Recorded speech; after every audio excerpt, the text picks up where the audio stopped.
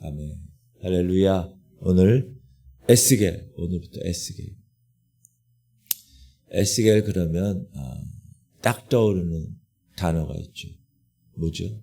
환상. 에스겔의 환상처럼 여러 가지 환상이 나오는데 오늘 우리가 대할 에스겔 1장부터 3장은 이제 하나님의 자녀들이 다 포로로 끌려갔잖아요. 얼마나 낙심 가운데, 얼마나 절망 가운데 있겠어요. 그때 하나님이 에스겔 선지자를 부르셔서 하나님의 3층천에 계신 그 하나님의 영광을 경험하게 하고 또 완악한 백성들을 향하여 네가 부르짖는 깨우는 파수꾼의 역할을 감당하라. 그렇게 부르시는 그런 장면을 담고 있습니다. 에스겔 선지자가 하나님의 사역을 시작하는 그곳은 화려한 궁전도 아니고 예루살렘 성전도 아니고 포로지 그발 강가였다. 바벨론. 지금 나라를 잃었어요. 여러분이 에스겔이에요. 생각해 보세요. 나라를 잃어버렸어. 망했어. 포로로 잡혀왔어. 제사장으로서 직무도 행할 수가 없어요. 왜? 성전이 없으니까. 나이는 30살. 여러분 어떠겠어요? 절망의 극치. 그 속에서 그러나 하나님은 하늘을 열리게 하시고 하나님의 환상을 에스겔에게 보여주신다. 감격이죠. 에스겔 입장에서. 왜? 하나님은 그 포로지에 갇혀있는 그런 하나님이 아니라 고통당하는 그 포로들의 현장 가운데 친히 찾아오시는 신실하시는 하나님임을 알게 하기 위해서 에스겔을 부르십니다. 오늘 1장에 보면 여러분 이거 많이 설교 들으셨을 거예요. 환상을 보는데 북쪽에서 불이 번쩍이는 폭풍이 오고 구름이 와요. 그리고 그 속에 네 생물의 형상이 나타나. 근데 그 네 생물은 각기 어떤 모습이냐? 얼굴이 사람, 사자, 소, 독수리의 얼굴을 가졌다. 그리고 그 곁에는 자유롭게 움직이는 바퀴가 있었다. 바퀴. 근데 그 바퀴 둘레에는 눈이 가득했다. 상상을 해보세요. 상상을 도와드리겠습니다.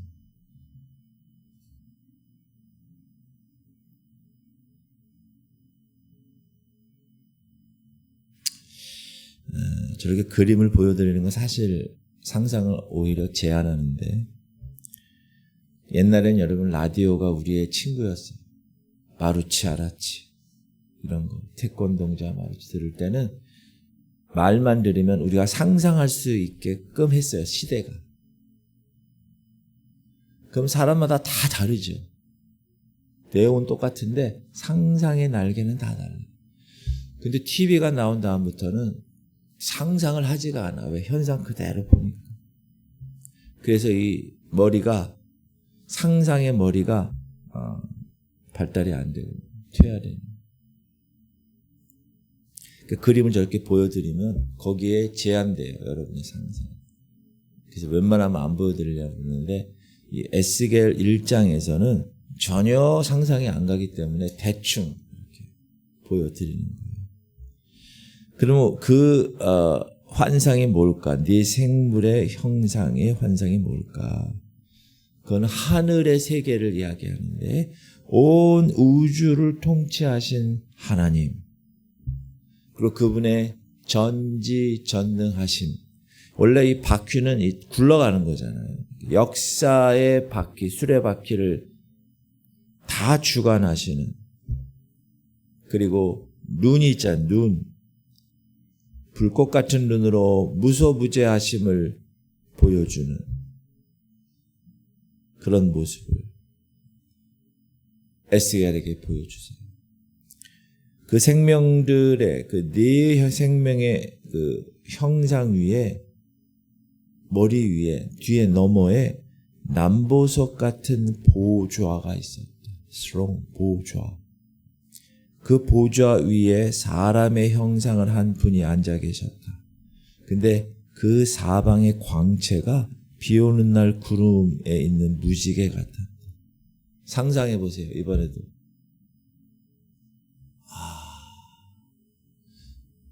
의자가 하나 딱 있고 거기에 사람 형상 같은 딱 한 존재가 앉아 있고 빛이 막 그냥 광채가 무지개 같아요.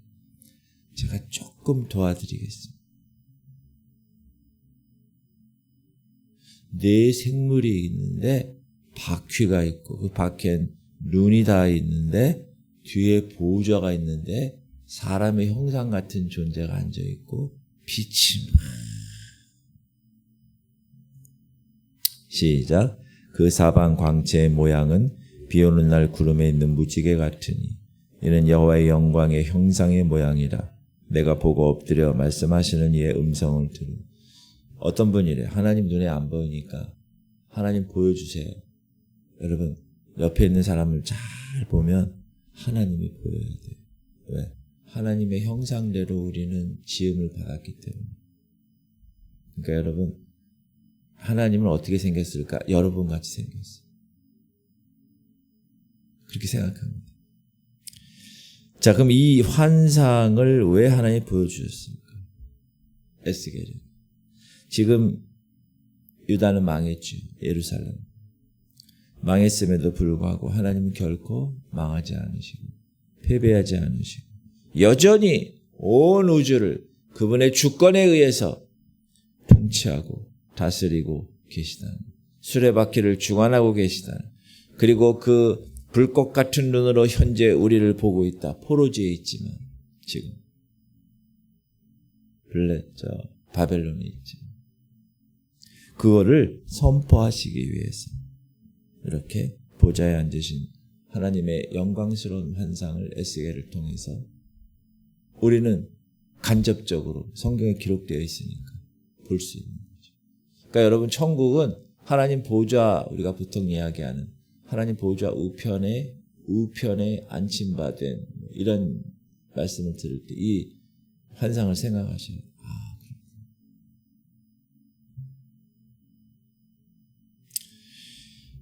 자, 2장에는 에스겔 2장에는 하나님 에스겔을 부르시는 장면이죠. 부르시는 홀리 소명을 부여하시는 하나님의 에스겔을 인자야 부르세요. 인자야. 어디서 많이 들었죠? 인자가 되신 하나님. 신약에서는 예수 그리스도를 인자라고 하죠. 원래 예수님은 신자죠. 하나님의 아들이죠. 신자. 그러나 인자라고 인간의 몸을 오셔서 이 땅에서 죽으시기 위해서 오신 거기 때문에 신은 못 죽잖아요. 신의 아들도 못 죽죠. 그러니까 인간의 모습으로 와야 죽으니까. 왜 죽어요? 죄가 있기 때문에. 이 죄는 죽어야, 죄의 삭은 사망이기 때문에 죽어야 그 죄값을 치르니까. 그래서 예수님은 오실 때, 이 땅에 계실 때 인자라는 말을 많이 써요. 자기 자신을 이야기할 때. 나는 신자다 이렇게 얘기해요. 인자다. 우리나라에는 여자 이름 중에 인자와 신자, 숙자, 말자 많은데 에스겔을 인자 이렇게 얘기해요. 그리고 성령을 그에게 부어주세요. 그리고 하나님 뭐라고 그러시냐. 내가 너를 완악한 이스라엘, 패역한 이스라엘 자손에게 보내겠다.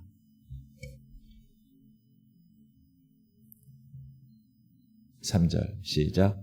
내게 이르시되 인자야 내가 너를 이스라엘 자손 곧 패역한 백성 나를 배반하는 자에게 보내노라. 그들과 그 조상들이 내게 범죄하여 오늘까지 이르렀나니 이 자손은 얼굴이 뻔뻔하고 마음이 굳은 자니라. 내가 너를 그들에게 보내니 보내노니 너는 그들에게 이르기를 주 여호와의 말씀이 이러하시다 하라.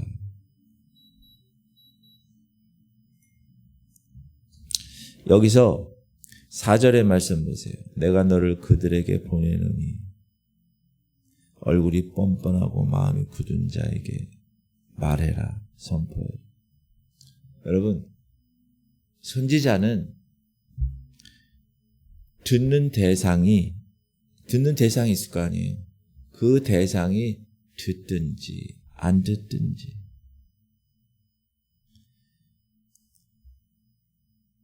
그 듣는 대상에게 알게 하는 사명이 주어진 사람이 선지자예요.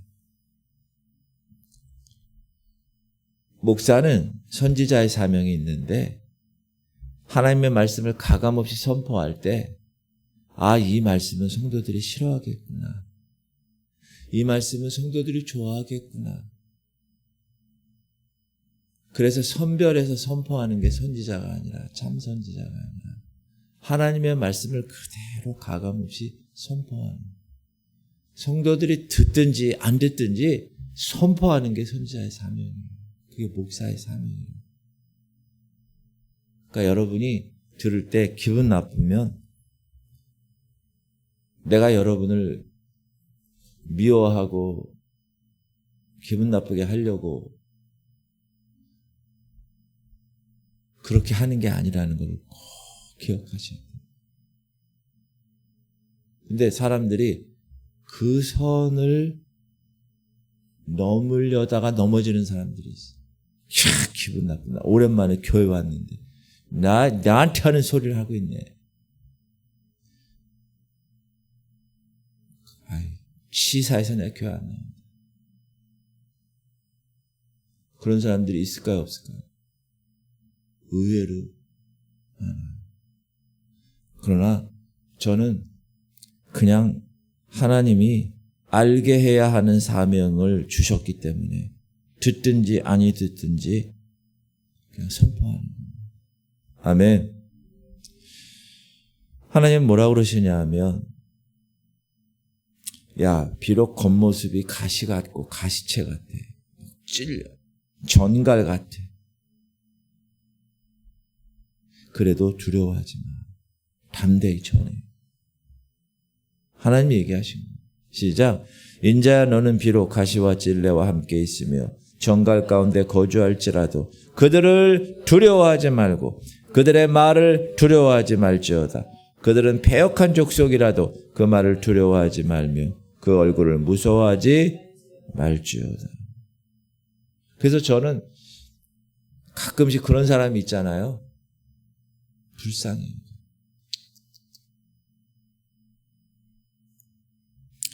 그리고 이 하나님은 이제 두루마리를 펼쳐 보이세요. 두루마리 여러분 아시죠? 두루마리. 이렇게 두루마리. 그거를 펼치시는데 그 안팎으로 슬픈 노래, 탄식, 재앙의 내용에 적혀 있는 두루마리를 펼쳐 보여주세요. 말씀을 펼쳐 보여주시는. 그러면 파수꾼으로 세웠는데 이 말씀을 어떻게 하라는 거예요? 그거 이제 얘기 나오는 거예요. 얘기. 3장에. 일단 먼저 선포할 사람이 일단 그 말씀을 먹어야 돼요. 에스겔에게 그 두루마리를 먹어. 두 번째, 가서. 세 번째, 전하라. 이게 하나님 말씀을 받은 주의 종의 하나님의 이야기하신 명령을 받는 장면입니다. 말씀을 먹어. 그리고 가. 그리고 전해. 듣든지 아니 듣든지. 그러니까 에스겔이 어떻게 했겠어요? 순종했겠죠. 먹었겠죠. 그 안의 내용이 뭐라고요? 두루마리 내용이? 재앙, 탄식, 슬픔의 내용이에요. 그런데 그거를 먹었어요. 순종해서 먹으라니까. 먹었는데 그 맛이 달기가 꿀 같아. 제가 좋아하는 꿀. 시작. 또 그가 내게 이르되 인자야 너는 발견한 것을 먹으라. 너는 이 두루마리를 먹고 가서 이스라엘 족속에게 말하라 하시기로 내가 입을 벌리니 그가 그 두루마리를 내게 먹이시며 내게 이르시되 인자야 내가 네게 주는 이 두루마리를 네 배에 넣으며 네 창자에 채우라 하시기에 내가 먹으니 그것이 내 입에서 달기가 꿀 같더라. 여러분 하나님의 말씀은 그 말씀이 비록 심판의 내용이고 그 말씀이 비록 경고의 내용일지라도 사명자가 온전히 먹어서 창자까지 가서 소화를 시켜서 내면화를 시켜서 그렇게 했을 때 영양분이 공급되는 거예요. 여기서만 먹으면 안 돼요. 그리고 뱉으면 들어가서 소화를 시켜서 내면화 시켜서 그 영적인 영양분이 온 몸에 온 영혼에 다 전달되는 것이 성경적입니다. 아멘. 우리 교회가 요즘 말씀과 기도와 성령 충만의 이 업그레이드가 되고 있다는 사실을 제가 요즘 깨닫고 있어요. 제가 모양실에 딱 상 나오면 기도하는 사람들이 많아졌어요. 너무나 귀한 일이라고 생각해요. 할렐루야. 너무나 귀한 일. 자, 그렇게 말씀을 먹은 이후에 하나님의 에스겔에게 이스라엘 족속의 파수꾼으로 세우십니다. 이건 2번 나와요. 2번 나오는데 첫 번째 나오는 게 너무 중요해요. 제가 말씀을 많이 드렸어요. 이 내용을. 시작. 가령 내가 악인에게 말하기를 너는 꼭 죽으리라 할 때 네가 깨우치지 아니하거나 말로 악인에게 일러서 그의 악한 길을 떠나 생명을 구원하게 하지 아니하면 그 악인은 그의 죄악 중에서 죽으려니와 내가 그의 핏값을 네 손에서 찾을 것이요. 19절. 내가 악인을 깨우치되 그가 그의 악한 마음과 악한 행위에서 돌이키지 아니하면 그는 그의 죄악 중에서 죽으려니와 너는 네 생명을 보전하리라. 사람들에게 경고했어요. 선지자가. 목사가 성도들에게 경고했어요. 그렇게 하면 지옥 가 이렇게 경고했다. 그랬을 때 성도들이 그 길에서 떠나. 근데 악을 했어. 그럼 악인은 죄로 죽지만 파수꾼은 그 핏값을 면한다. 파수꾼이 딱 지키고 있어요. 저 성루에서 막 적들이 와요. 여러분 지금 적들이 오고 있습니다. 깨어 준비하세요. 그 얘기를 했어요. 했는데 여기 있는 사람들이 그 말을 무시했어요. 그래서 와가지고 죽었어요. 그럼 그 핏값은 그 사람이 자기 죄값이래요. 근데 파수꾼이 얘기를 안 해요. 적들이 오는데도. 혼자 자고 있고 파수꾼이 자기 일을 하고 뭘 전해. 그래서 만약에 이 사람들이 문제가 생겼어요. 그러면 그 핏값을 파수꾼에게 찾으신다. 하나님. 무서운 얘기예요, 이거 정말. 진짜 무서운 얘기. 경고하지 않아서 악인이 죽는다. 그 핏값을 파수꾼의 손에서 찾겠다. 그러니까 여러분 파수꾼으로 부르심 받는 게 무서운 일이에요. 사실 목사로 사역을 부르심을 받고 사역하는 거는 사실 두렵고 떨리는 일이에요. 계속 깨워야 돼요. 그 안 깨우면 내가 그 사람의 핏값을 나에게 찾는다고 그러잖아요. 그래서 깨우는 거예요. 계속 제가 여러분. 아멘. 근데 깨우는데 싫지요. 왜 편하게 자는 자꾸 깨워. 근데 그렇게 해야 돼. 듣든지 안 듣든지. 안 그러면 제가 나중에 가서 너 뭐 하다 왔냐? 그러면 뭐라고. 저도 하도 듣기 싫어서 저도 안 깨웠어요. 그러면 그 사람 핏값을 저한테 찾는 거예요. 20절 시작. 또 의인이 그의 공의에서 돌이켜 악을 행할 때에는 이미 행한 그의 공의는 기억할 바가 아니라 내가 그 앞에 거치는 것을 두면 그가 죽을지니 이는 네가 그를 깨우치지 않음이니라. 그는 그의 죄 중에서 죽으려니와 그의 핏값은 내가 내 손에서 찾으리라. 무서운 말씀. 어제 카톡이 하나 왔는데 정말 오랜만에 친구가 한 명 아무 얘기 없고 자기 아들 결혼한다고 모바일 청첩장을 딱 그냥 보냈어요. 내용이 아무것도 없어요. 처음에는 내가 잘못 온 줄 알았어. 왜? 그 아들하고 그 며느리 될 사람 이름으로 왔기 때문에 모바일 청첩장. 그래서 요즘 카톡도 이렇게 잘못 오네. 그래서 우리 아들도 이제 내년에 결혼하니까 청첩장을 어떻게 만들었나 하고 딱 봤는데 그 아버지 누구누구의 아들, 근데 그 아버지 이름이 제 친구예요. 그 보냈으면 야, 내 아들 결혼한다. 오랜만이다. 뭐 이렇게 써야 되는 거 아니에요? 근데 그냥 청첩장만 달랑 보냈어요. 그래서 내가 이놈의 자식 예전이나 지금 똑같구나. 오랜만이다. 아들이 장가 가는구나. 많이 컸다. 축하한다. 그랬더니 자기 얘기를 하는 거예요. 저거. 그 친구들 한 8명 정도 있거든요. 걔네들 지금도 2달에 한 번씩 만난대. 2달에 한 번씩 만나서 뭐 하겠어요?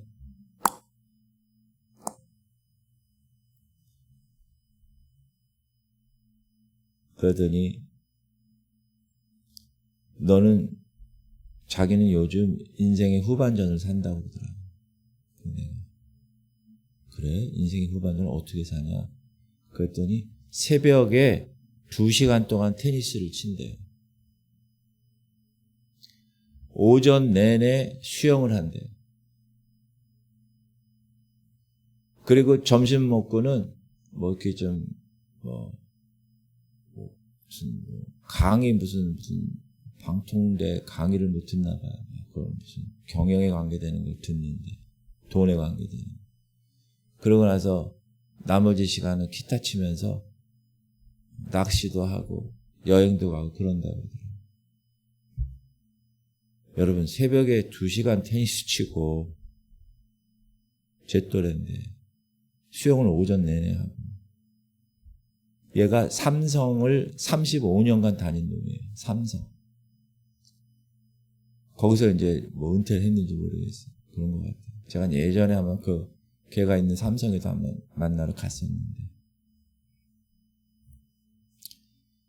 제가 뭐라 그러냐면 인생 후반전을 그렇게 산다고 제가 쫙 열거해 놨어요. 카톡에. 그래서 제가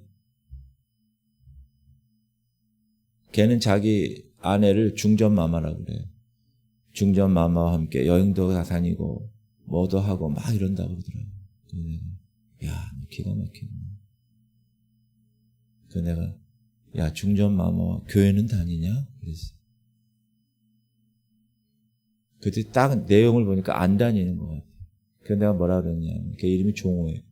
종호야, 내가 알고 있는 종호는 1번 어떤 일에 아주 매니아 기질이 있어서 끝까지 목표를 세우면 그 목표를 이루는 아이로 알고 있고 2번 항상 하나님에 대한 생각을 갖고 있어서 구도자의 그 태도를 가지고 계속해서 놓치지 않고 하나님을 찾는 그런 모습. 3번 삶을 아주 신실하게 살아가는 그런 모습으로 나는 종호 너를 기억한다. 그리고 나서 그 밑에다 그런데 2번 네가 하나님을 찾는 그런 태도는 반드시 하나님이 만나주실 거다. 너 포기하지 말고 하나님을 가까이 해라. 그럼 하나님이 반드시 너를 만나주셔. 그랬더니 아무 대답이 없다. 결혼식에 보자. 그리고 끝나더라. 듣기 싫다는 거지. 듣기 싫다는 거. 자기는 삼성 35년 다니고 은퇴하고 제 인생의 후반전을 그렇게 다닌다는 거. 그래서 내가 거기 또 썼어. 야, 육신적인 건강을 위해서 너 그렇게 관리하고 이러는구나. 칭찬해 주면서 근데 너 영적인 건강을 위해서는 어떻게 사냐? 중전 마마와 교회는 다니고 있냐? 자, 그런 얘기 있었어요.